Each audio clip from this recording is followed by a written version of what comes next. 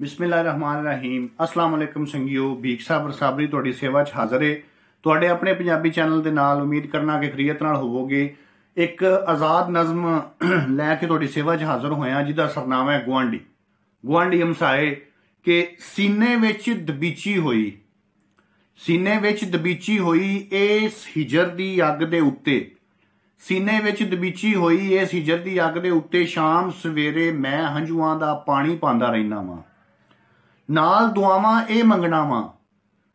ਸੀਨੇ ਵਿੱਚ ਦਬੀਚੀ ਹੋਈ ਇਸ ਹਿਜਰ ਦੀ ਅੱਗ ਦੇ ਉੱਤੇ ਸ਼ਾਮ ਸਵੇਰੇ ਮੈਂ ਹੰਝੂਆਂ ਦਾ ਪਾਣੀ ਪਾਉਂਦਾ ਰਹਿਣਾ ਵਾਂ ਨਾਲ ਦੁਆਵਾਂ ਇਹ ਮੰਗਣਾ ਵਾਂ ਤੁਸੀਂ ਗੁਆਂਢੋ ਇੱਕ ਦੂਜੇ ਦਾ। ਅੱਗ ਵਸਦੀ ਏ ਸੀਨੇ ਅੰਦਰ ਤੂੰ ਵਸਣਾ ਏ ਦਿਲ ਦੇ ਅੰਦਰ ਸ਼ਾਲਾ ਇਸ ਦਬੀਚੀ ਅੱਗ ਦਾ ਤੇਰੇ ਤਿੱਕਰ ਸੇਕ ਨਾ ਜਾਵੇ ਸ਼ਾਲਾ ਇਸ ਦਬੀਚੀ ਅੱਗ ਦਾ ਤੇਰੇ ਤਿੱਕਰ ਸੇਕ ਨਾ ਜਾਵੇ ਤੈਨੂੰ ਤੱਤੀ ਵਾਹ ਨਾ ਆਵੇ